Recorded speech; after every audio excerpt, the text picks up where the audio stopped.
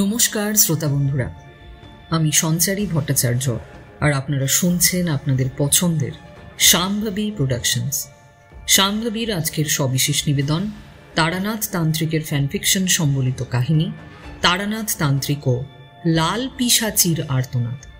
এই কাহিনীটি আমার নিজের লেখা এবং আজকের কাহিনীতে তারানাথের ভূমিকায় রয়েছেন হ্যাপি, তারানাথের মার চরিত্রে রয়েছেন সুস্মিতা, চারি ও পিশাচের চরিত্রে রয়েছেন বর্ণালী, তারানাথের বাবা এবং অজ্ঞাত ব্যক্তির চরিত্রে অভিনয় করেছেন অমিত, কথক ও স্টেশন মাস্টারের চরিত্রে রয়েছেন নিগম এবং সাধু পুরোহিত ও কিশোরীর চরিত্রে রয়েছেন ঋতদী।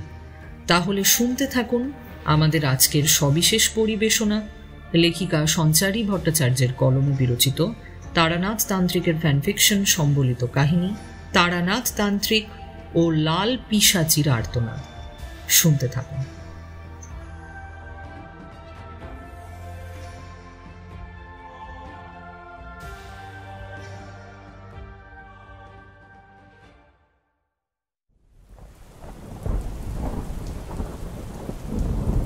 সেদিন বৃষ্টি মাথায় করেই আমরা তারানাথের বাসায় গিয়ে হাজির হলাম। আমাদেরকে দেখা মাত্রই উনি বললেন, বাপরে, তোমরা দুজনেই দেখছি এই ঝড় জল মাথায় করে এসে উপস্থিত হয়েছ। তা সব ঠিকঠাক আছে তো? তোমাদের সাথে বেশ কয়েকদিন হলো সাক্ষাতের সুযোগ ঘটেনি। আমি তো ভাবলাম সত্যি হয়তো তোমরা কোনো বিপদে পড়েছ। না না ঠাকুর মশাই, আপনি থাকতে আবার বিপদ কিসের? আমরা আসলে নানা কাজে ব্যস্ত থাকি, তাই আপনার সাথেও সাক্ষাতের সুযোগ হয়ে ওঠেনি। বিগত 2 সপ্তাহ ধরে আমার শরীরটাও খুব একটা ভালো ছিল না। সবসময় মনে হচ্ছিল কেউ যেন আমার পিছু করছে। তার উপস্থিতি স্পষ্ট অনুভব করতে পারছিলাম, কিন্তু কাউকেই চোখের সামনে দেখতে পাচ্ছিলাম না। এটা নিয়ে এতটাই চিন্তিত ছিলাম যে আপনাকেও কিছু জানাতে পারিনি। আজকে এক প্রকার বাধ্য হয়েই আপনার কাছে এসে উপস্থিত হয়েছি।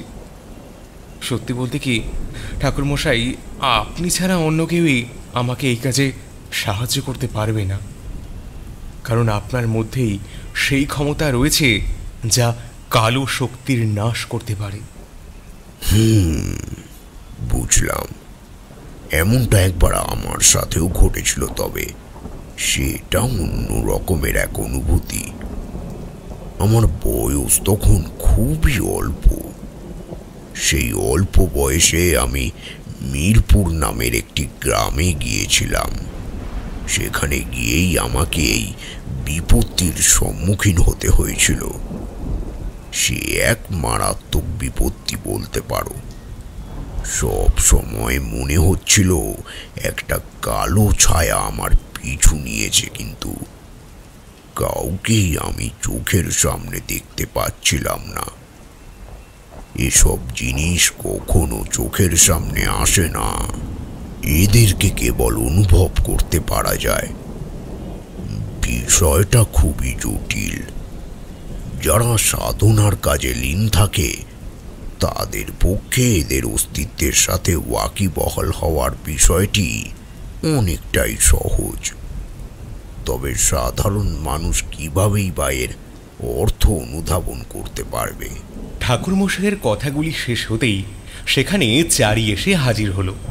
এরপর বলল, ও মা, কাকাবাবু আপনারা এসে গেছেন?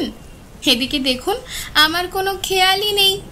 আমি সেই নিজের তালেই বসে রয়েছি। ভাগ্যিস আপনাদের গলার আওয়াজ শুনতে পেলাম, তাই তো দৌড়ে চলে এলাম।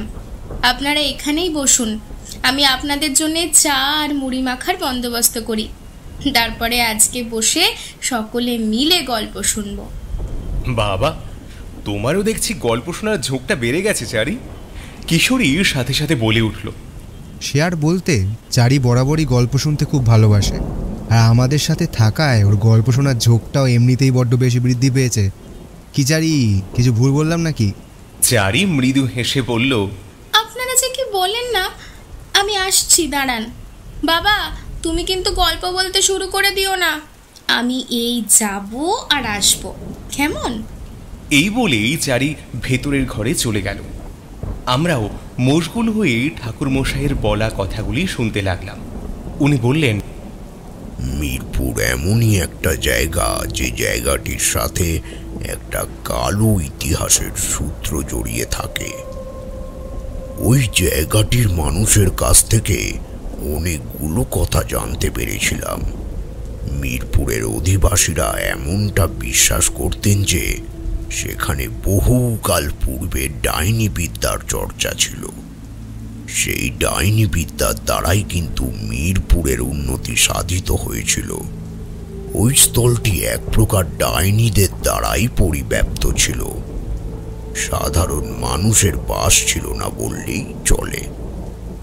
দূরের গ্রামগুলির থেকে মানুষ সেখানে নিজেদের সমস্যার সমাধান হেতু আসতেন।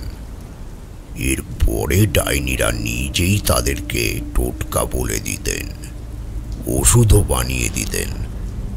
সেই সব ওষুধ অসুস্থ রোগীর মাথায় ঠেকালেও নাকি সমস্যার সমাধান ঘটে যেত, কিংবা ওষুধ খেয়েও রোগী সুস্থ হয়ে যেত। এমনটাই চমৎকারী ওষুধের ব্যাখ্যা পাওয়া যায়। তবে আশেপাশের গ্রামের লোকেরা এই বিষয়টিকে ভালো চোখে দেখছিলেন না। তাদের মধ্যে একটা অশান্তির সৃষ্টি হয়েছিল। তারা ভাবতেন একটা গোটা গ্রাম কেবল ডাইনিদের দ্বারাই আচ্ছন্ন হয়ে রয়েছে। রাত্রের অন্ধকারে সেখানে কেউ যেতেও পারে না। এরা একদিকে যেমন মানুষের উপকারে আসে, তেমনি অন্যদিকে এরা মানুষকে মেরে ফেলতেও দুবার ভাবে না। এদের অস্তিত্বের সাথে লড়াই করতে পারার ক্ষমতা আমাদের কারোর নেই। তাহলে আমরা যুঝব কিভাবে? এরা তো যে কোনো মুহূর্তে নিজেদের কাজ মিটে গেলে মানুষদেরকেও মেরে ফেলতে পারে। তখন কি হবে? কিশোরী তারনাথকে উদ্দেশ্য করে জিজ্ঞাসা করল, ঠিকই তো, আমিও তো শুনে অবাক হয়ে গেলাম। একটা গোটা গ্রাম এমন ডাইনিদের দ্বারা অধ্যুষিত হয়ে রয়েছে, সেখানে জনমানুষের কোনো অস্তিত্ব নেই।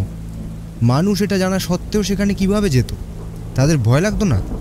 আপনিই তো বলেন, কালো শক্তি যদি কারোর উপকারেও আসে, তবে সে সেই উপকারের ঋণটাও খুব তাড়াতাড়ি পরিশোধ করিয়ে নেয়।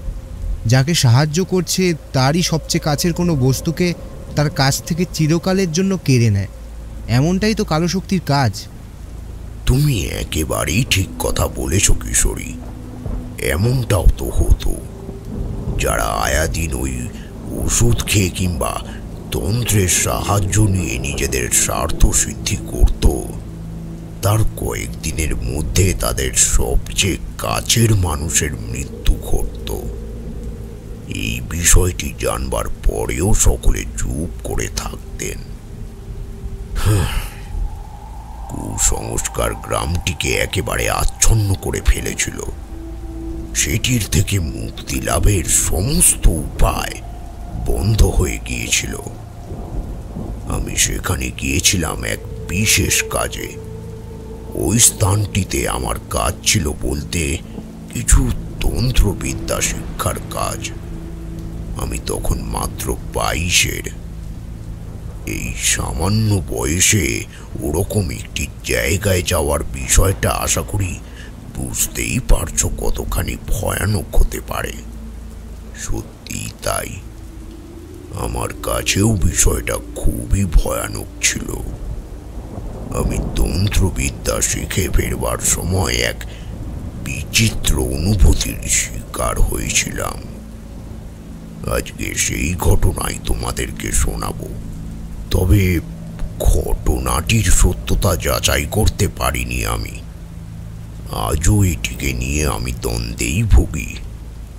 আসলে কি ঘটেছিল না ঘটেছিল সেসবের হদিশ নেই। তখন বয়স অল্প থাকায় এসবের খুঁটিনাটি খড়ি টের পেয়েছিলাম। জানতে পেরেছিলাম অনেক পরেই এই ধরনের বস্তুগুলি যে আমাদেরকে সর্বদাই ফাঁদে ফেলার চেষ্টা করতে থাকে, সেই সকল বিষয়ে বহুকাল পরে টের পেয়েছি।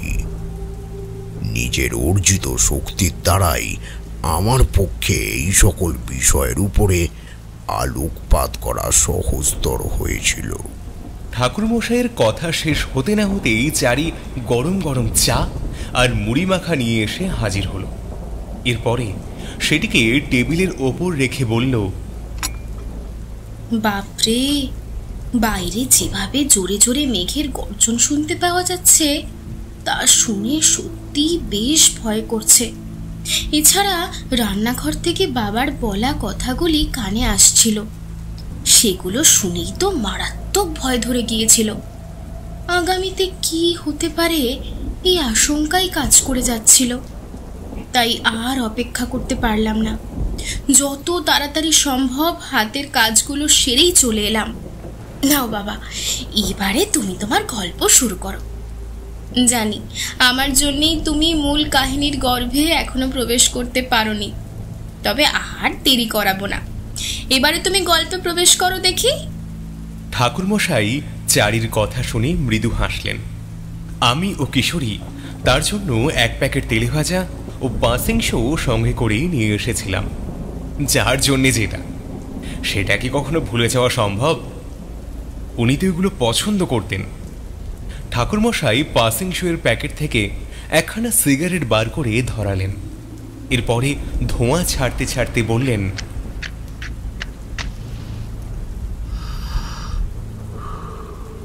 এই নাও কিশোরী বিভূতি, তোমরাও এই চপের প্যাকেট থেকে একখানা করে চপ তুলে নাও। গল্প শুনবার ইচ্ছেটা অচিরেই বেড়ে যাবে, চিন্তা করো না। নাও নাও, তুলে নাও দেখি। আমরা ঠাকুরমশাইয়ের কথাগুলিকে ফেলতে পারলাম না। এরপরে চপের প্যাকেট থেকে একখানা করে চপ তুলে নিলাম। তারপর মশগুল হয়ে ওনার গল্পের স্বাদ গ্রহণ করতে লাগলাম। ঠাকুরমশাই বলতে শুরু করলেন,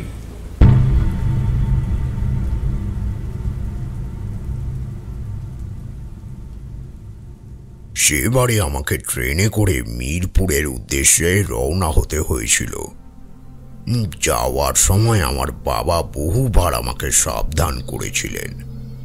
উনি আমাকে বলেছিলেন, দেখো, মিরপুর জায়গাটির সম্পর্কে আমি অনেক কিছুই জানি, তবে তোমাকে কোনোদিনও জানাইনি, কারণ তুমি যে আমার কথা শুনবে না এই বিষয়টি আমি ভালোভাবেই আন্দাজ করতে পেরেছিলাম।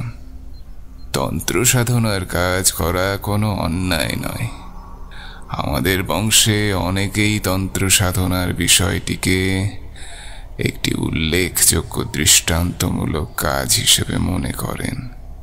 আমিও আমার জীবদ্দশায় তন্ত্র সাধনায় সময় বিনিয়োগ করেছি, তবে এসবের মধ্যে দিয়ে আক্ষরিক অর্থে আদৌ কোনো উল্লেখযোগ্য ভবিষ্যৎ তৈরি হয়েছে কিনা সেই বিষয়ে আমি যথেষ্ট সন্দেহ প্রকাশ করেছি বইকি। তবে তুমি যখন তোমার জীবনকে তন্ত্র সাধনার পথে এগিয়ে নিয়ে যেতে চাও এবং এই পথকেই উল্লেখযোগ্য পথ হিসেবে মনে করতে চাও, তখন আমি তোমাকে বাধা দেব না। তবে ওই জায়গাটির সম্পর্কে এমন অনেক রটনা রয়েছে যেগুলো শুনলে যে কোনো মানুষের রক্ত হিম হয়ে যেতে পারে। ওখানে যাওয়াটা খুব একটা কঠিন কাজ নয়, তবে ওখান থেকে ফিরতে পারাটা সত্যি খুব কঠিন, বিশেষ করে সুস্থভাবে ফেরাটা। বাবার কথাগুলি আজও আমার মনকে নাড়া দিয়ে যায়।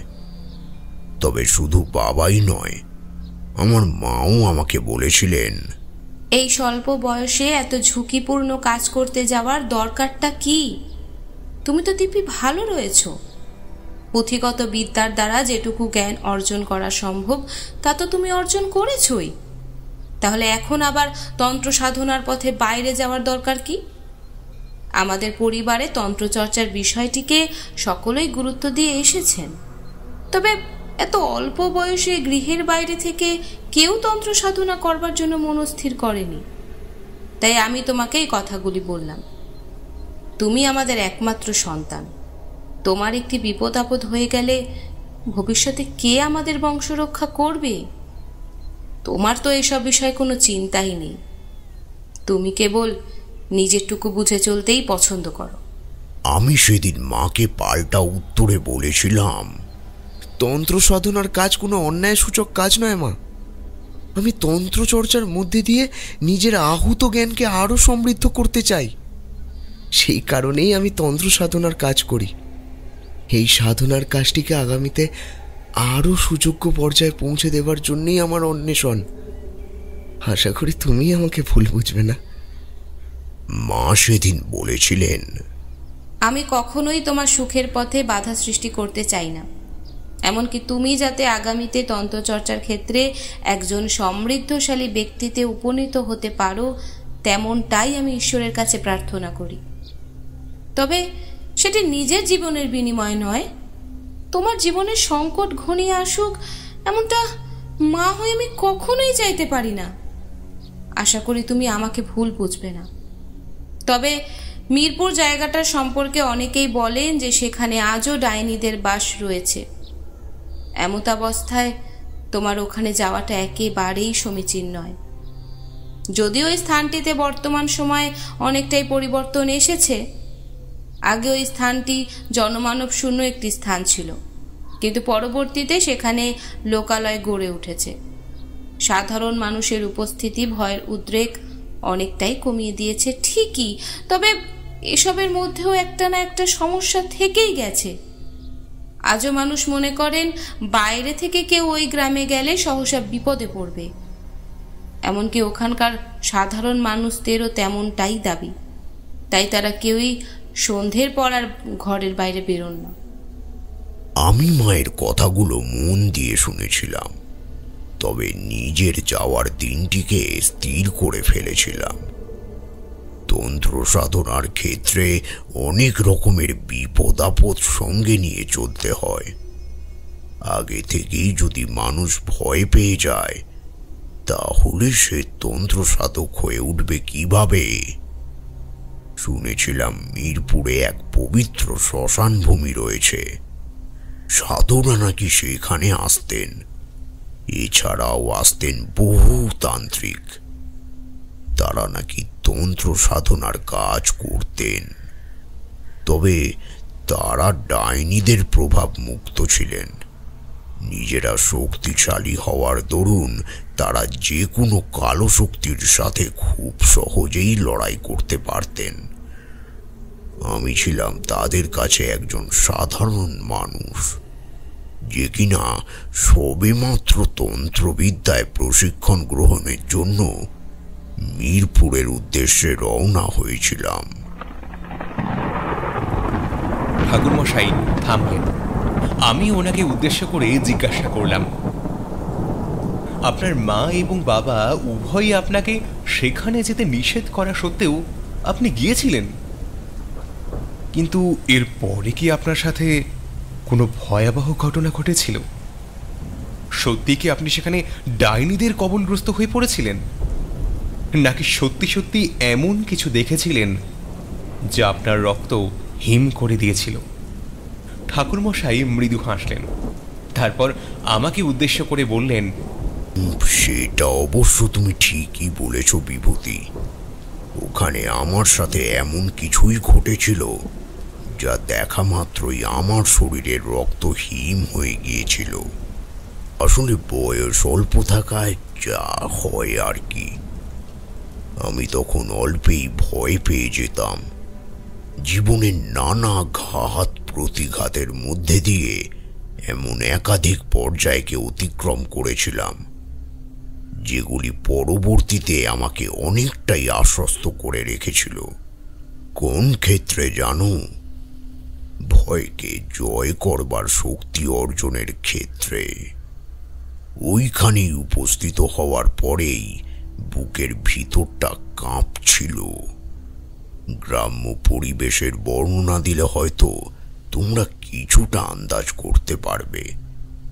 তখন তো শহরাঞ্চল এবং গ্রাম অঞ্চলের মধ্যে খুব একটা পার্থক্য ছিল না। আবাদি গড়ে উঠেছিল ঠিকই, তবে জনমানুষের তেমন যোগসূত্র রচিত হয়নি। মানুষ নিজের মতন করে বেঁচে থাকতে পছন্দ করতেন। গ্রাম্য পরিবেশে কুসংস্কারের মাত্রা এতটাই প্রবল ছিল যে দেবদেবীর উপাচারের সাথে সাথে কালো শক্তির পূজা অর্চনাও করা হতো। কারণ মানুষ বিশ্বাস করতেন আমাদের সমাজে যেমন দেবদেবীর প্রভাব বিদ্যমান, তেমনি একইভাবে কালো শক্তির প্রভাবও বিদ্যমান। এই কালো শক্তির প্রভাবকে খণ্ডানোর জন্য প্রয়োজন তাদের পূজা করা। পূজা অর্থাৎ অর্ঘ্য প্রদান। অর্ঘ্য প্রদানের মধ্যে দিয়ে কোনো শক্তিকে পরিতুষ্ট করা যায়, এই বিষয়টি গ্রাম্য ভাবধারার মধ্যে একেবারে গিঁথে গিয়েছিল। কিশোরী ঠাকুরমশাইকে উদ্দেশ্য করে জিজ্ঞাসা করল, বুঝলাম ঠাকুরমশাই, আপনার বলা কথাগুলোর মধ্যে দিয়ে অনেক কিছুই পরিষ্কার হয়ে গেল। তা আপনি তখন কিভাবে সেই গ্রামে পৌঁছলেন?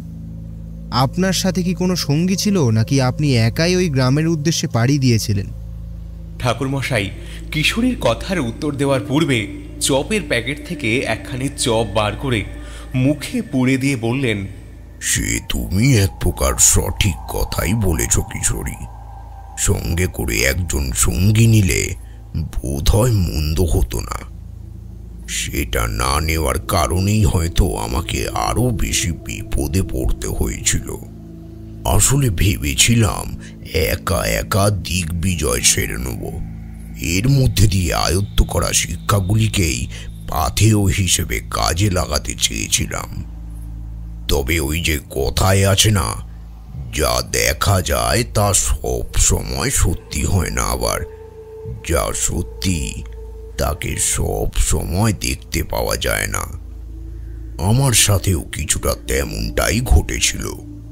তবে সেখান থেকে শেষ রক্ষা পেয়ে যে ফিরে আসতে পেরেছিলাম, এটাই অনেক বড় পাওনা। আমি ঠাকুরমশাইকে উদ্দেশ্য করে বললাম, আর যে তর সইছে না ঠাকুরমশাই, আপনি কাহিনীর গর্ভে প্রবেশ করুন। বুঝতেই পারছি কাহিনীখানা কতটা রোমাঞ্চকর হতে চলেছে। এরপর ঠাকুরমশাই কাহিনীর গর্ভে প্রবেশ করলেন।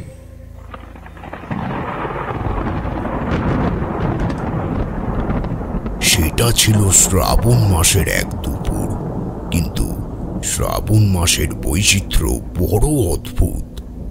সকাল, বিকেল কিংবা রাতের পরিবেশকে আলাদাভাবে বর্ণনা করা যায় না। আকাশ কালো মেঘে আচ্ছন্ন হয়ে থাকে। কখনো ঝিরিঝিরি বৃষ্টি, আবার কখনো বা সজোরে বর্ষণ। এমনটাই নিত্য নৈমিত্তিক প্রক্রিয়ায় চলতে থাকে। সেবারে আমি একটু দুপুরই বেরিয়ে পড়েছিলাম। আমাকে একজন বলেছিলেন যত তাড়াতাড়ি হোক গ্রামে পৌঁছে যাওয়াই শ্রেয়।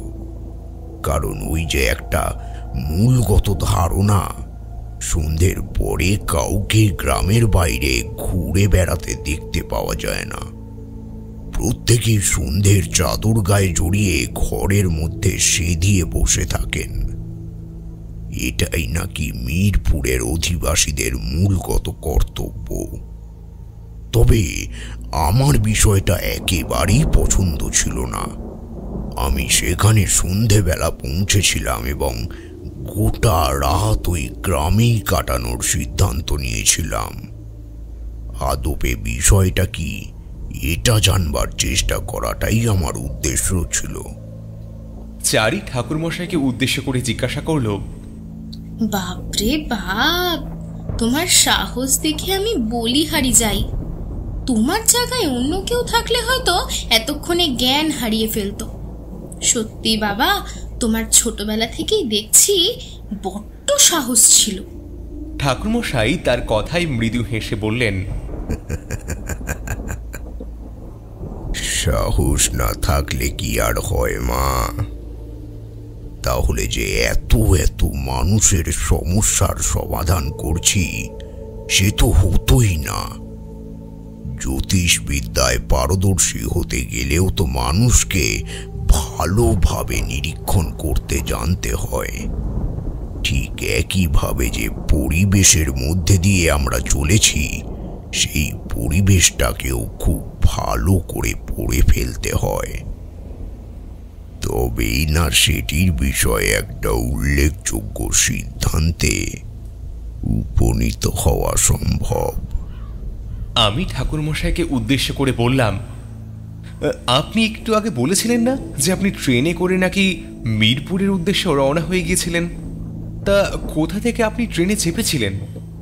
ঠাকুরমশাই বললেন, তখন ইংরেজরা ভারতবর্ষ ছেড়ে চলে গিয়েছিল ঠিকই, তবে ইংরেজদের প্রভাবটা তখনও বিদ্যমান ছিল।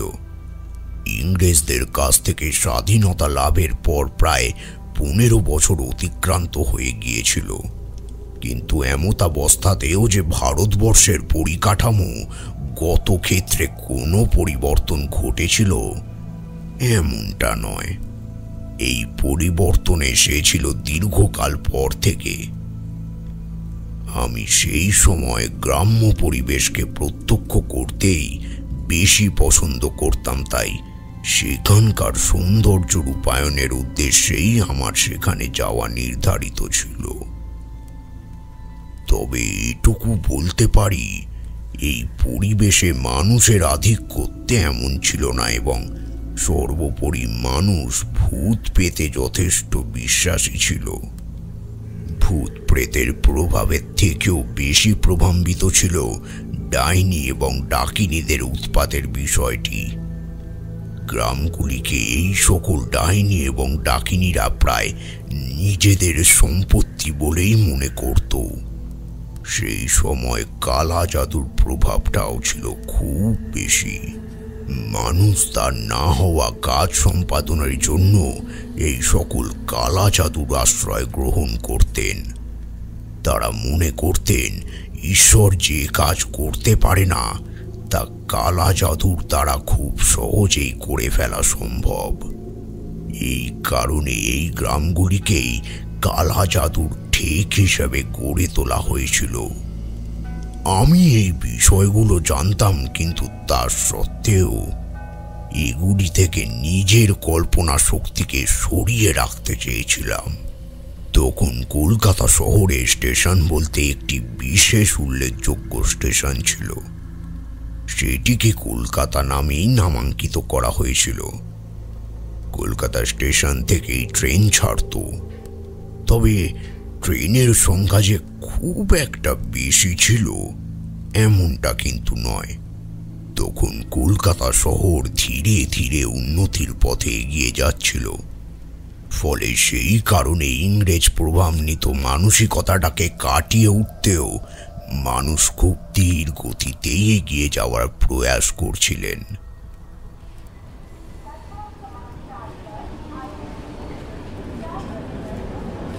আমি সেই কলকাতা স্টেশনে গিয়েই উপস্থিত হয়েছিলাম। টিকিট কাউন্টার থেকে একখানা টিকিট কেটে নিয়েছিলাম। এরপরে মিরপুর যাওয়ার ট্রেনটির জন্য অপেক্ষা করতে লাগলাম। ট্রেনটি সেদিন আসতে সামান্য দেরি করে দিয়েছিল। আমার ধৈর্যচ্যুতি ঘটে গিয়েছিল সেই দিন, তবে আমি একেবারে বিমর্ষ হয়ে পড়লাম না। সঙ্গে ছিল একটি লোহার ট্রাঙ্ক, তার মধ্যেই বেশ কয়েকদিনের জামা কাপড় ভরে নিয়েছিলাম। ওখানে গিয়ে কোথায় উঠবো, কার ভিটেতে ঠাঁই হবে, এসব কথা মাথায় না নিয়েই মিরপুরের উদ্দেশ্যে রওনা হয়ে গিয়েছিলাম। ভেবেছিলাম ঈশ্বর যা করেন তা মঙ্গলের জন্যই করেন। এই গ্রামে গিয়ে যে একটা ঠাঁই পেয়ে যাবই, সেই ব্যাপারে আমি অনেকটাই নিশ্চিত ছিলাম। কিছুক্ষণের মধ্যেই হুইসেল বাজিয়ে ট্রেন প্রবেশ করল স্টেশনে। আমিও যথারীতি ট্রেনে উঠে বসে পড়লাম। মজার বিষয় হলো, ট্রেন চড়ার শখ ছিল বরাবর, তবে দূর কোথাও যাওয়ার উপায় খুঁজে বার করতে পারছিলাম না। কিন্তু সেবারের ওই ইচ্ছেটা পূরণ করে দিয়েছিল মিরপুর। মিরপুরে যাওয়ার উদ্দেশ্যেই আমি রওনা হয়ে গিয়েছিলাম, তাই ট্রেন পথে এগিয়ে যাওয়াও সম্ভবপর হয়েছিল। ট্রেনটা হুইসেল মারতে মারতে ঝিক ঝিক শব্দ করে এগোতে লাগলো। ট্রেনের ভিতরে বসেছিলেন অনেকেই। ট্রেনের কু ঝিক ঝিক ঝিক ঝিক শব্দটা শুনতে বেশ ভালো লাগছিল। আমি জানলা দিয়ে বাইরের প্রাকৃতিক দৃশ্য অনুভব করতে করতে এগিয়ে যাচ্ছিলাম। গ্রাম্য পরিবেশটিকে অবলোকন করতে দুর্দান্ত লাগছিল, কারণ এর পূর্বে ট্রেনে করে দূর জায়গায় পাড়ি দেওয়ার কোনো পূর্ব অনুভূতি ছিল না। এমন সময় জটাধারী সাধু আমার সামনে এসে উপস্থিত হলেন। তাকে দেখা মাত্রই আমি মারাত্মক ঘাবড়ে গেলাম। এরপরে তাকে উদ্দেশ্য করে বললাম, আপনি হঠাৎ এভাবে আমার সামনে এসে উপস্থিত হলেন কেন? আরও তো জায়গা রয়েছে, আপনি তো সেখানে বসতে পারতেন। এভাবে একটা মানুষকে ভয় দেখানোর কারণ কি জানতে পারি? সেই সাধু বাবা দেখলাম বড় বড় চোখ করে আমার দিকে তাকিয়ে রয়েছেন। তার চোখের ভাষা বেশ স্পষ্ট বুঝিয়ে দিচ্ছিল যে তিনি কোনো অশনির সংকেত পেয়েছেন বলেই আমার কাছে এসে উপস্থিত হয়েছেন। আমি তাকে পুনরায় জিজ্ঞাসা করলাম, এ কি, আপনি এমন অদ্ভুত আচরণ করছেন যে? আমি তো আপনাকে কিছু একটা জিজ্ঞাসা করছি, আপনি আমাকে সে কথা বলছেন না কেন? এমন সময় সেই সাধু মহাত্মা হঠাৎ মাথা ঝাঁকালেন। তার ওই অদ্ভুত আচরণ দেখে সত্যি সত্যি সেদিন মারাত্মক ভয় পেয়েছিলাম। এর পূর্বে এমনতর ঘটনার সম্মুখীন হইনি। উনি চোখ বড় বড় করে আমার দিকে কিছুক্ষণ চেয়ে রইলেন। দেখলাম ওনার মনে দুটি লাল বর্ণ ধারণ করেছে। নিমিষের মধ্যেই ওখানকার পরিবেশটা একেবারে বদলে গেল। মনে হলো আমি যেন ট্রেনের মধ্যে নেই, মহাশূন্যে কোথাও একটা ভেসে রয়েছি। এই বিচিত্র অনুভূতির কারণ কি সেটাই আন্দাজ করতে পারছিলাম না। তবে সামনে বসে থাকা ওই সাধু আমার আরো কাছে এসে বললেন, তুই যেখানে যাচ্ছিস সেখানে কিন্তু তোর প্রাণের ঝুঁকি আছে তারানাথ। তোর সাথে যে কোনো মুহূর্তে একটা বিপদ ঘটতে পারে, এটা জানা সত্ত্বেও তুই মিরপুরে যাচ্ছিস। নিজেকে সামলাতে পারবি তো? এই বিপদের হাত থেকে নিজেকে রক্ষা করতে পারবি তো? তুই নিশ্চয়ই ডাইনির কথা শুনেছিস। কালা ডাইনির খপ্পর থেকে কেউ কিন্তু আজ অবধি ফিরে আসতে পারেনি। তুইও পারবি না।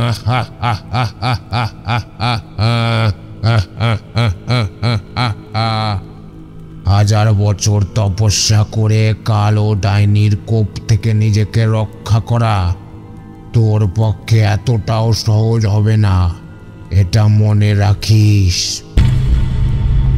আমি লোকটির কথা শুনে চিৎকার করে উঠলাম, না, কে আপনি? আমাকে এভাবে ভয় দেখাচ্ছেন কেন? কোনো বিপদ হবে না, আমি জানি সব মিথ্যে, এই সব মিথ্যে। আমার গুরুদেব আমাকে বলেছিলেন যে তন্ত্র চর্চার কাজ সম্পাদন এত সহজ নয়। মানুষকে নানান রকমের বাধার সম্মুখীন হতে হয়। আমি জানি আপনি আমার কাজে বাধা দেওয়ার জন্যই এখানে এসেছেন। আপনার কোনো অস্তিত্ব নেই, নেই, কোথাও নেই। কিন্তু আবারও আমি সেই হাসির শব্দ শুনতে পেলাম।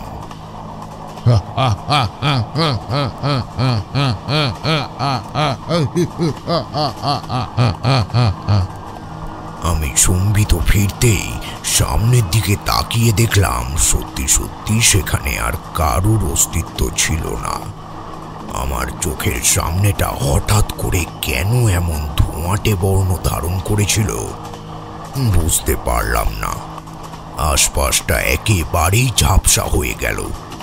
তারপর পুনরায় ট্রেনের হুইসেলের শব্দটা আমাকে সুস্থ করেছিল। আমি সামনের দিকে তাকিয়ে দেখলাম সেই সাধুর উপস্থিতি নেই, তবে বেশ কয়েকটি চোখ আমাকে উদ্দেশ্য করেই স্থির হয়ে রয়েছে।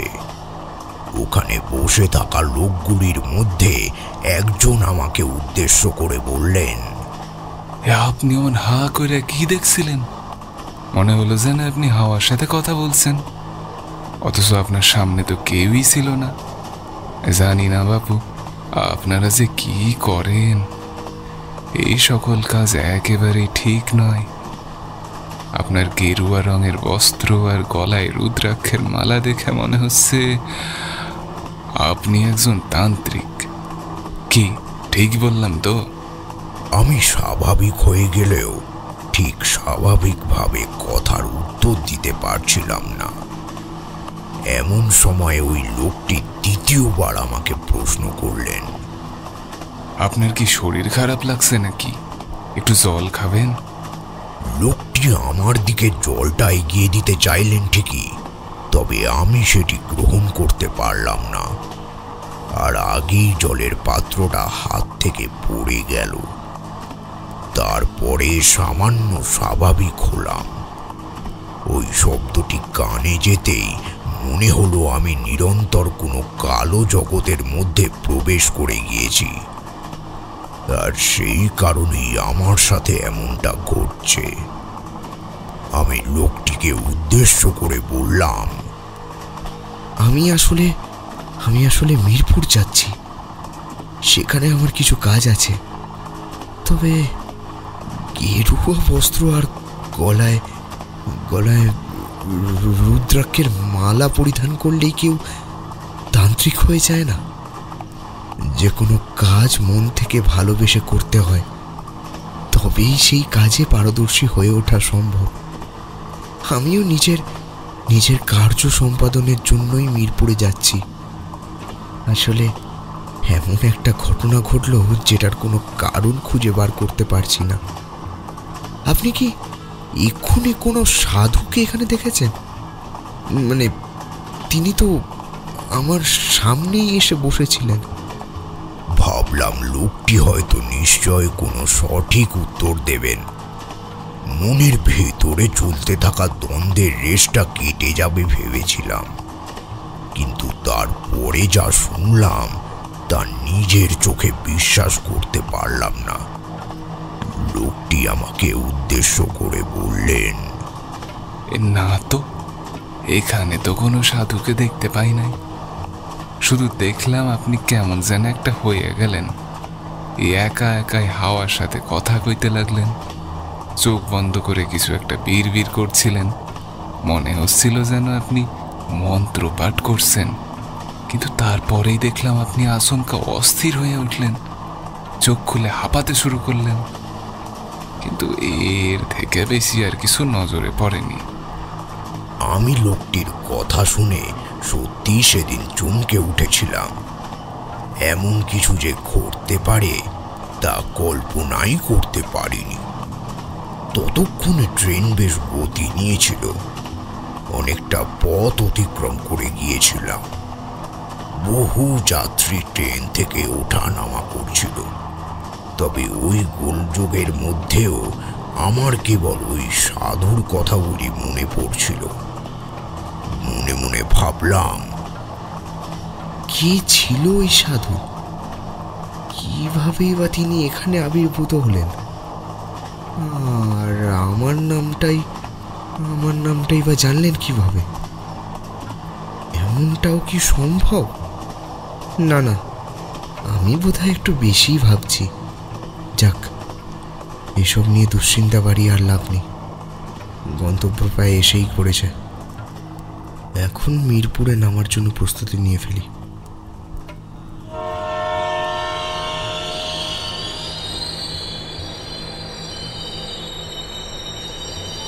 কিছুক্ষণ পরেই ট্রেনটি মিরপুর স্টেশনে প্রবেশ করল। আমার পাশে থাকা লোকটি নেমে যাওয়ার আগে পুনরায় আমাকে সাবধান করে বললেন, এই জায়গায় কাক পক্ষেও নামার সাহস পায় না, আর আপনি সেখানে কিনা নির্দ্বিধায় নেমে যাচ্ছেন। খুব সাবধানে থাকবেন বাবা, না হলে কিন্তু বিপদ আসতে পারে। এই জায়গাটা সম্পর্কে এমন অনেক কথাই শুনেছি, আপনার তো আমার দুজনের ধারণার বাইরেই থেকে যাবে। আর আপনি একাই বোধহয় স্টেশনে নামছেন, তাই খুবই সাবধানে থাকবেন কিন্তু। সেদিনকে প্রকৃতি যেন সব রকম ভাবেই আমাকে মিরপুরের উদ্দেশ্যে রওনা হতে বাধা প্রদান করছিল।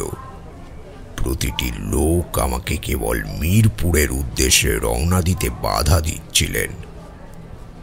ওখানে গেলেই যে একটা চরম বিপদ ঘনীভূত হতে পারে সেটির আশঙ্কা আমাকে পূর্বেই কুড়ে কুড়ে খাচ্ছিল।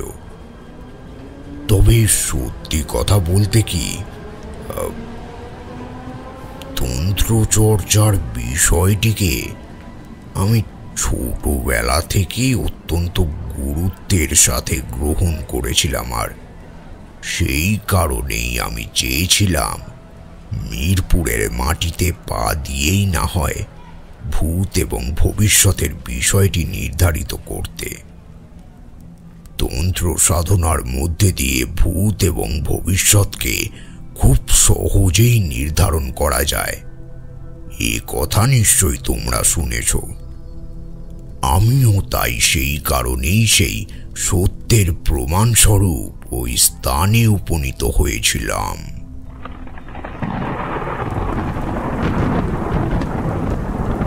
ঠাকুরমশাই থামলেন।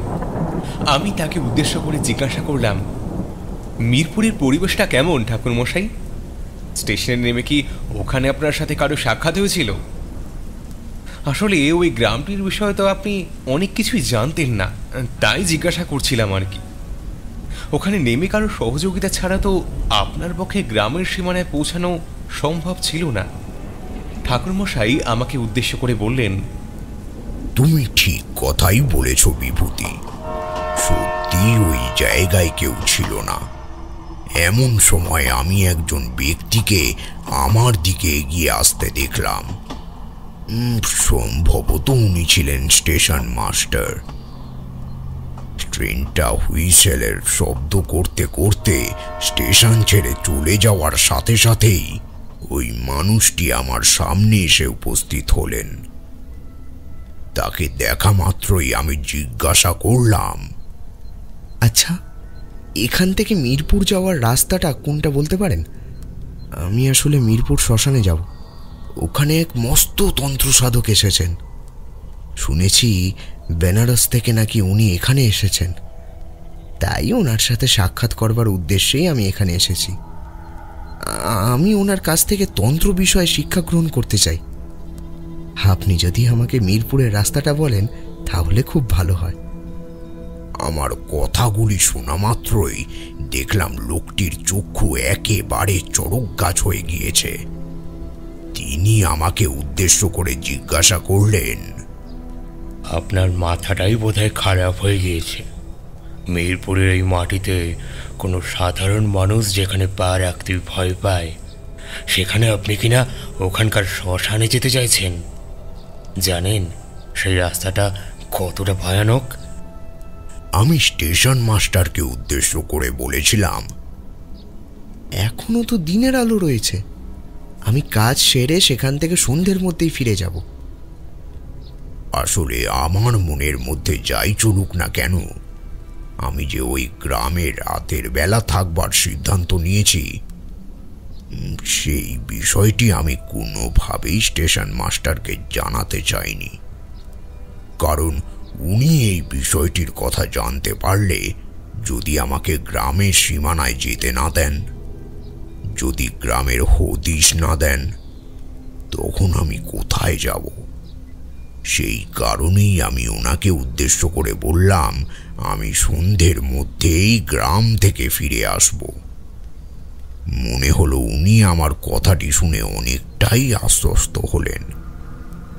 এরপরে আমাকে উদ্দেশ্য করে বললেন, ঠিক আছে, আপনি যখন নিজেই নিজের দায়িত্ব নিতে পারবেন তখন আর আমি আপনাকে বাধা দেব না। আমি স্টেশন মাস্টার, তবে আমি সন্ধে হওয়ার সাথে সাথেই এই অঞ্চল ছেড়ে চলে যাই। ওই যে সরু রাস্তাটি দেখছেন, এটি চলে গেছে গ্রামের সীমানা বরাবর। ওই রাস্তা ধরে সোজা এগিয়ে গেলেই আপনি গ্রামের সীমান্তে পৌঁছে যাবেন। তারপর সেখান থেকে বাঁদিকে বাঁক নিয়ে সোজা এগোতে থাকবেন। ওটাই শ্মশানের রাস্তা।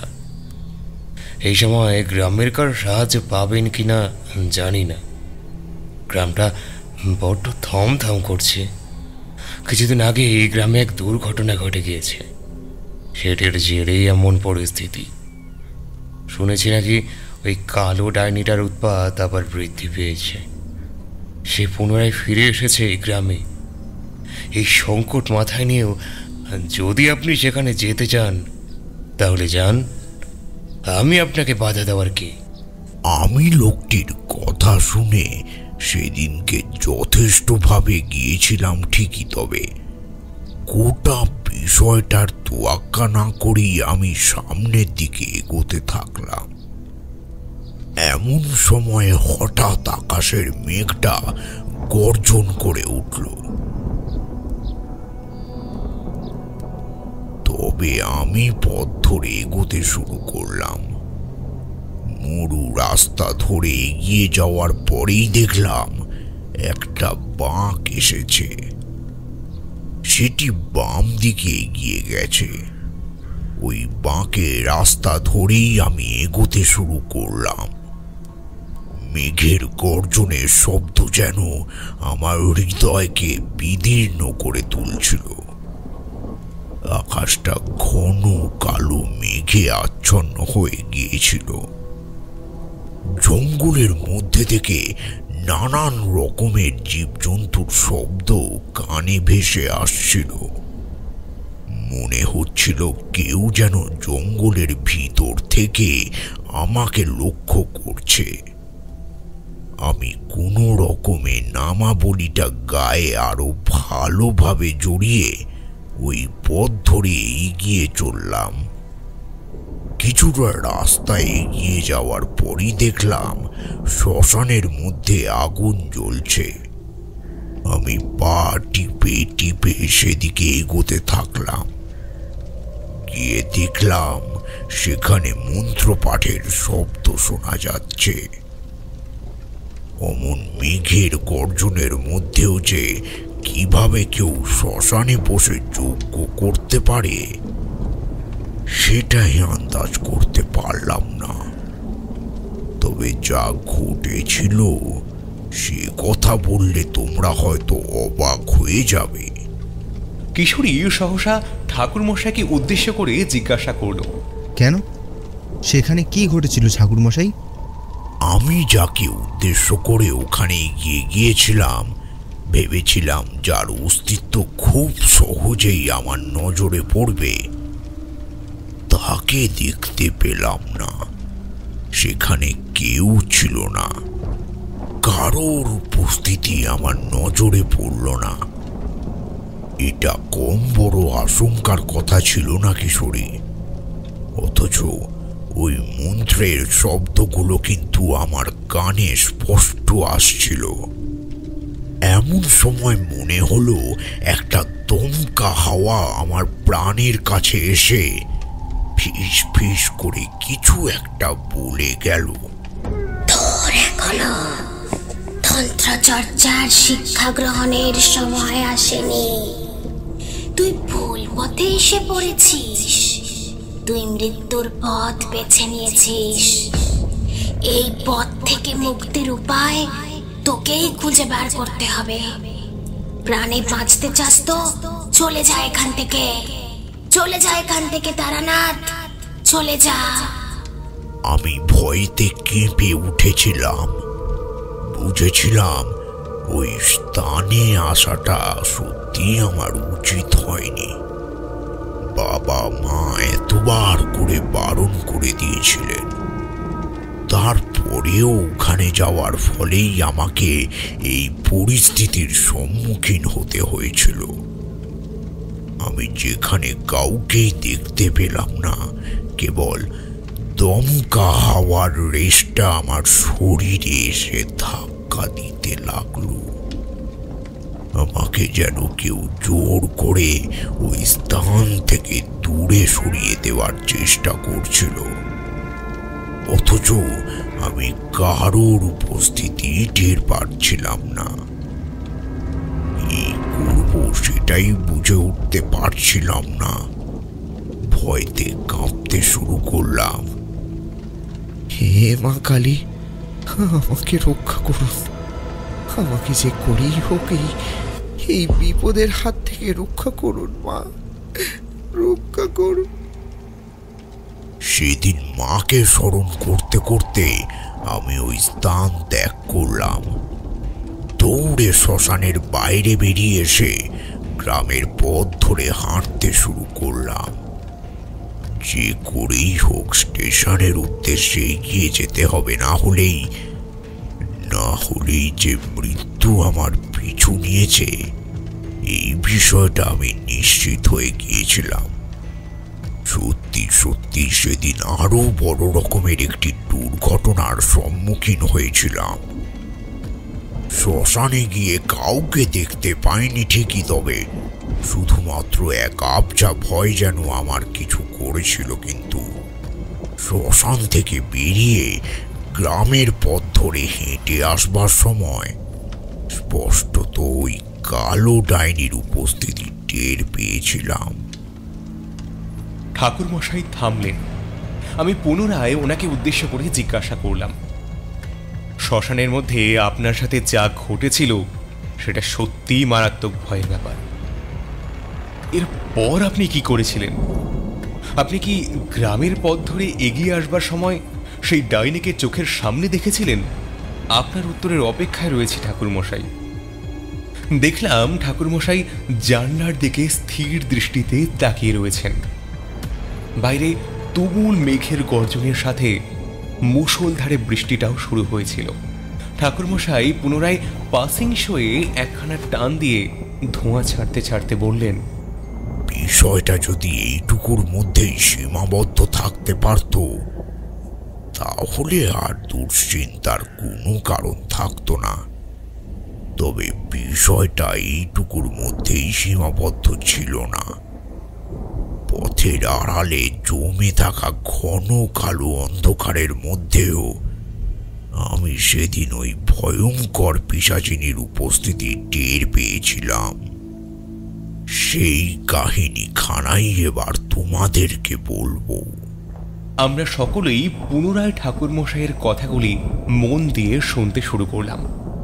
উনি প্রবেশ করলেন কাহিনীর গর্ভে, বলতে থাকলেন,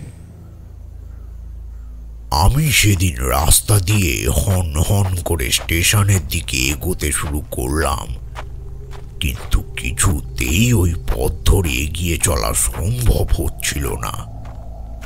প্রায়শই মনে হচ্ছিল একটি কালো ছায়া ওই পথ ধরেই আমাকে লক্ষ্য করছে। পিছনে কারুর খসখস করে চলার শব্দ শুনতে পেলাম।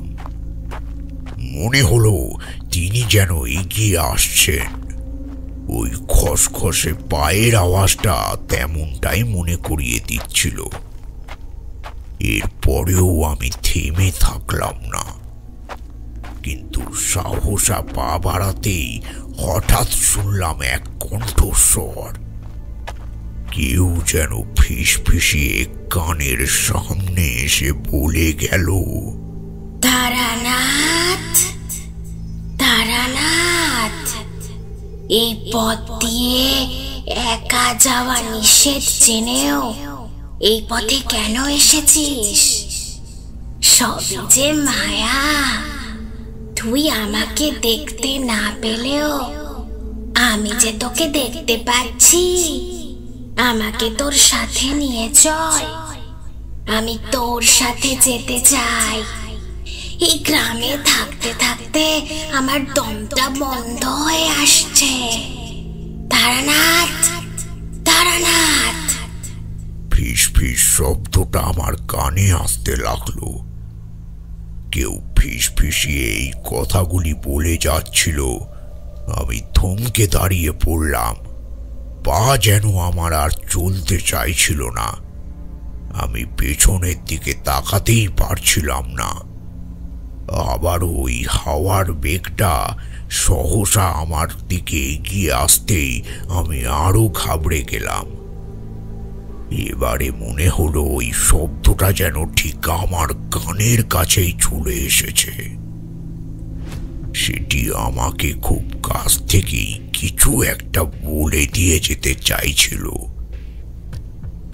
আবারও শুনলাম সেই কণ্ঠস্বর, তারানাথ, আমাকে নিজের সঙ্গে নিয়ে যা, আমি তোর সাথে যেতে চাই, এভাবে একলা ফেলে রেখে যাস না। নিশুতি রাতে অমন পায়ের শব্দ করতে করতে কেউ এগিয়ে আসছে, অথচ তার অস্তিত্ব আমার নজরে পড়ছে না। ভাবতে পারো বিষয়টা কতখানি ভয়ঙ্কর। আমি পিছন ঘুরে তাকিয়েও যখন কাউকে দেখতে পেলাম না, তখন ভয়টা আরো অধিক মাত্রায় কাজ করতে শুরু করলো। আমি হাঁপাতে শুরু করলাম। মনে হচ্ছিল জঙ্গলের মধ্যে থেকে ধেয়ে আসছে একাধিক ভয়ঙ্কর জন্তুর শব্দ। পেঁচার কর্কশ শব্দটি আবারও কানে ভেসে এলো। অন্ধকারের মধ্যে থেকে ধেয়ে আসাই এই সকল শব্দগুলির কারণ সন্ধিহান করবার সাহস ছিল না। আমি মা কালীকে স্মরণ করতে থাকলাম। মা, আমাকে রক্ষা করুন, মা রক্ষা করুন। আমি কোন সংকট মাথায় নিয়ে ফেলেছি। আমি খেই খুঁজে পাচ্ছিলাম না। সামনের দিকে তাকাতেই দেখলাম আমি পথ হারিয়ে ফেলেছি। চারিদিকে তাকালাম, জঙ্গল ছাড়া আর সেভাবে কিছুই নজরে পড়ছিল না। এমন সময় আমি দেখলাম সেই ডাইনিকে। সেই ডাইনি আমার চোখের সামনে দাঁড়িয়েছিল। তাকে দেখা মাত্রই আমি খড়খড় করে কাঁপতে শুরু করলাম। দেখলাম সাদা লম্বা চুল মাটির সাথে লুটিয়ে রয়েছে। চোখের মনির জায়গাটা ফাঁকা। সেখান থেকে লাল রঙের আভা বেরিয়ে আসছিল। তার নখলো হাতগুলো ক্রমে আমার দিকে বাড়িয়ে দিতে লাগলো। দেখলাম তার পাটা শূন্যে ভেসে রয়েছে। বিকটভাবে হেসে চলেছে সে। খিকখিকে সুরে হাসির শব্দটা আমাকে লক্ষ্য করেই ধেয়ে আসছিল। মনে হচ্ছিল আকাশ বাতাস মুখরিত করে সেটা আমাকে লক্ষ্য করে ধাবিত হয়ে চলেছে। মেঘটা গর্জে উঠল। তার সাথে উন্মত্ত ওই হাসির রেশটা বারে বারে ভয়াবহতাকে আরো বৃদ্ধি করে তুলছিল। আমি সামনের দিকে তাকিয়ে কাকুতি মিনতি করতে লাগলাম, ছেড়ে দিন, ছেড়ে দিন, আমাকে ছেড়ে দিন, আমাকে এখান থেকে যেতে দিন, যেতে দিন আমাকে। তখন আমার কালো শক্তির সাথে লড়াই করবার ক্ষমতা ছিল না। আমি সাধনার কাজও শিখিনি, কেবল এই বিষয়গুলিকে পরিচালিত করবার কিছু নিয়ম শিখেছিলাম। শ্মশানে গিয়ে তান্ত্রিকের কাছ থেকে সাধনার বিষয়ে বেশ কয়েকটি তথ্য আহরণ করতে গিয়েছিলাম, কিন্তু কোনো লাভ হলো না। সেই সময়ই আরো গাঢ় বিপদ আমাকে নিজের দিকে আকর্ষিত করেছিল। আমি বারে বারে কাকুতি মিনতি করবার পরেও দেখলাম ওই পিশাচিনী আমাকে লক্ষ্য করেই এগিয়ে আসছে। আমি আর সেখানে স্থির হয়ে দাঁড়িয়ে থাকতেও পারলাম না। এগোতে থাকলাম। জোরে দৌড়ানোর ক্ষমতা ছিল না। জঙ্গলের রাস্তা ধরেই এগিয়ে আসতে হচ্ছিল। সেই সাথে বয়ে আসছিল সেই ভয়ঙ্কর হাসির শব্দ। ক্ষণে ক্ষণে বিদ্যুৎ চমকে উঠছিল। এমন সময় সামনের দিকে তাকাতেই দেখলাম একটা জায়গায় প্রদীপের শিখার মতো কিছু একটা নজরে পড়ছে। ওই প্রদীপের শিখাটিকে লক্ষ্য করেই এগিয়ে যেতে ইচ্ছে করলো। সেদিকে কিছুটা ধাবিত হতেই দেখলাম সেখানে এক নয় একাধিক প্রদীপের শিখা রয়েছে। বুঝলাম এটি কোনো প্রদীপের দ্বারা সৃষ্ট হওয়া আলো নয়, সেখানে রয়েছে একাধিক আলোর সম্ভার। এমন সময় বাবার বলা কিছু কথা মনে পড়ে গেল। উনি মিরপুরের উদ্দেশ্যে রওনা হওয়ার পূর্বে আমাকে কয়েকটি কথা বলেছিলেন। মিরপুরের গ্রামের সীমানায় রয়েছে বড় কালী মন্দির। ওই মন্দিরের সীমানা বরাবর জ্বলে থাকে একাধিক প্রদীপ। সেই প্রদীপ দানের মধ্য দিয়ে মানুষ নিজের মনের ইচ্ছা মায়ের সামনে ব্যক্ত করেন। মায়ের সামনে প্রদীপ জ্বালিয়ে নিজের মনস্কামনার কথা তুলে ধরেন। মা তাদের মনের ইচ্ছা পূরণ করেন। এক একটি প্রদীপকে মনের ইচ্ছা পূরণের আলোক হিসেবে পরিগণিত করা হয়ে থাকে। মা কারুর ইচ্ছা অপূর্ণ রাখেন না। দূর থেকে দেখে আমারও সেদিন তেমনটাই মনে হয়েছিল, ফলে আমি সেদিকেই ধাবিত হতে থাকলাম। ওই প্রবল ঝড় বৃষ্টির মধ্যে আমার বেঁচে ফেরার কাজটা অনেকটাই কঠিন হয়ে দাঁড়িয়েছিল। তবে আমি হাল ছাড়লাম না।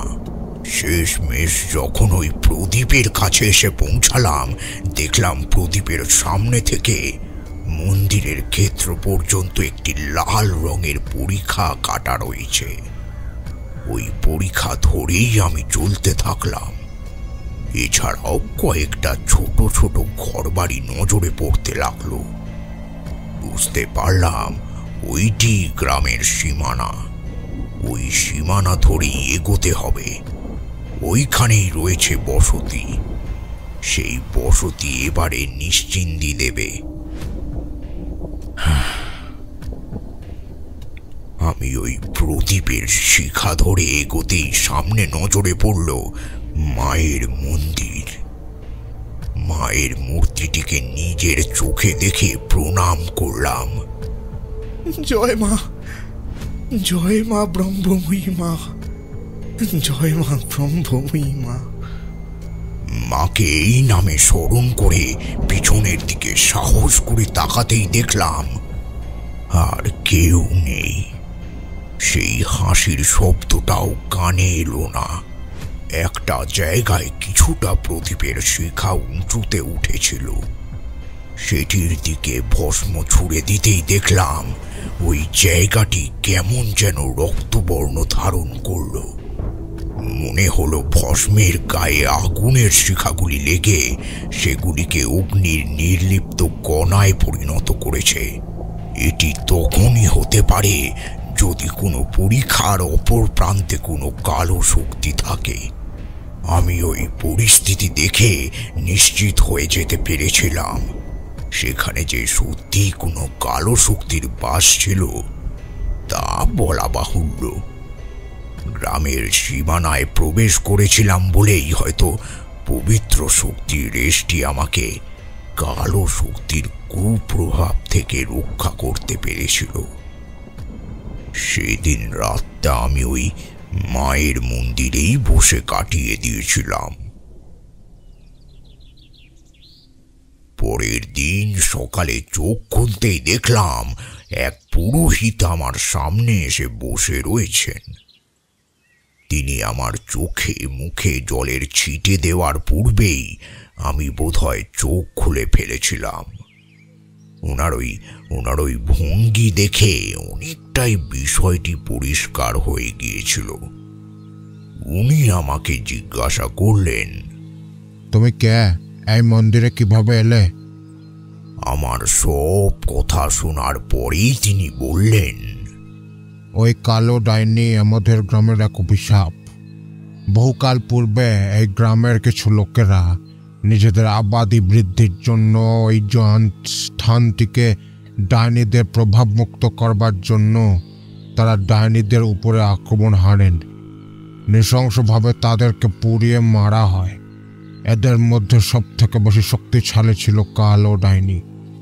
এমনটা মনে করা হয় যে ডাইনিরা মৃত্যুর পরে আরও শক্তিশালী হয়ে ওঠে। তাদের এই অপার শক্তির কাছে ঈশ্বরের শক্তি অনেক সময় হার মানতে বাধ্য হয়। সেই কারণেই এমনটা ঘটেছে। ওই কালো ডাইনি ছিল ডাইনিদের মধ্যে সব থেকে শক্তিশালী। তাই সে নিজের অস্তিত্ব টিকিয়ে রাখার উদ্দেশ্যেই এই ত্রাস গ্রামের মধ্যে ছড়িয়ে দিয়েছিল। সাধারণ মানুষকে শেষ করা, তাদেরকে গায়েব করে দেওয়া, এমনকি প্রসূতি মেয়েদেরকে গ্রাম থেকে তুলে নিয়ে যাওয়া, তাদের সদ্যজাত বাচ্চাগুলিকে মেরে তাদের রক্ত সেবন করা, এসব করেই তারা তাদের ত্রাস বজায় রেখেছিল। তবে এই মন্দির নির্মাণের পর থেকে তারা আর গ্রামের সীমানায় প্রবেশ করতে পারে না।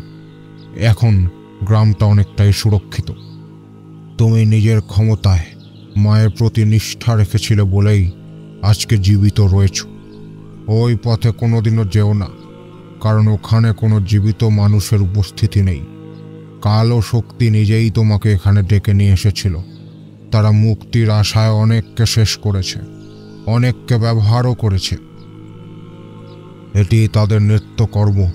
কাজেই তুমি যে নিজেকে রক্ষা করতে পেরেছ, সেটাই ঈশ্বরের ঐকান্তিক ইচ্ছে যেন। যাক, এবারে তুমি ধীরে ধীরে ওই পথ ধরে এগিয়ে যাও। স্টেশনের রাস্তা এটি। এই রাস্তা ধরে এগোলেই তুমি স্টেশনে পৌঁছে যাবে। এরপরে আমি সেই পুরোহিতকে প্রণাম জানিয়ে স্টেশনের পথে রওনা হয়ে গিয়েছিলাম। নির্ধারিত সময়েই আমি স্টেশনে পৌঁছে গিয়েছিলাম। সেখানে ট্রেনে চেপে বাড়িতে পৌঁছে একেবারে হাঁপ ছেড়ে বেঁচেছিলাম।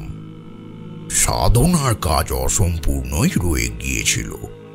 এর পরের বছর আমি বেনারসের উদ্দেশ্যে পাড়ি দিয়েছিলাম, কিন্তু সেই ভয়ঙ্কর স্মৃতি মনের মধ্যে নিয়েই আমাকে বেঁচে থাকতে হয়েছিল। এমনও কিছু স্মৃতি থাকে যেগুলিকে মন থেকে সরিয়ে ফেলা যায় না। সেগুলি নিজের ক্ষমতা বিস্তারের মধ্যে দিয়েই নিজের প্রভাবকে অক্ষুণ্ণ রাখে।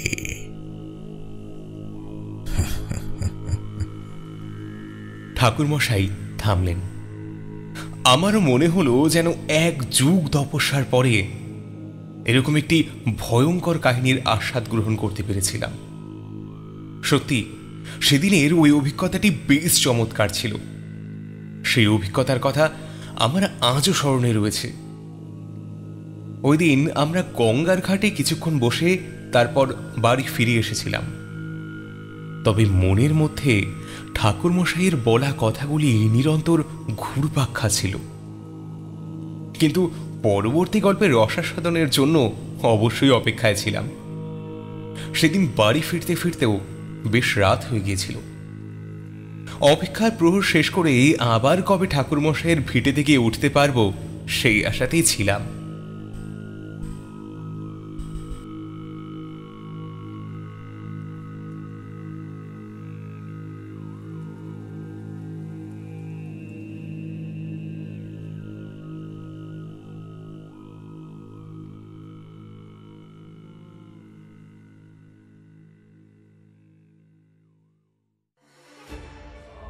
আপনারা এতক্ষণ শুনছিলেন শাম্ভবীর সবিশেষ নিবেদন, তারানাথ তান্ত্রিকের ফ্যানফিকশন সম্বলিত কাহিনী তারানাথ তান্ত্রিক ও লাল পিশাচির আর্তনাদ গল্পটি। আশা করি আজকের এই কাহিনী আপনাদের মনোগ্রাহী হয়েছে। আজকের গল্পে সূত্রধারের ভূমিকায় ছিলাম আমি, সঞ্চারী ভট্টাচার্য। এছাড়াও আজকের গল্পের পোস্টার ডিজাইনে ছিল পিয়ালি এবং গল্পের এডিটিং, মিক্সিং এবং গ্রাফিক ডিজাইনিংয়ে ছিল 62 FPS স্টুডিও। এরকম আরও অনেক কাহিনী আমরা আপনাদের জন্য নিয়ে আসব খুব শীঘ্রই। নজর রাখুন আমাদের চ্যানেলের দিকে আর শুনতে থাকুন আপনাদের পছন্দের শাম্ভবী প্রোডাকশনস, যেখানে গল্প কথা বলে। নমস্কার।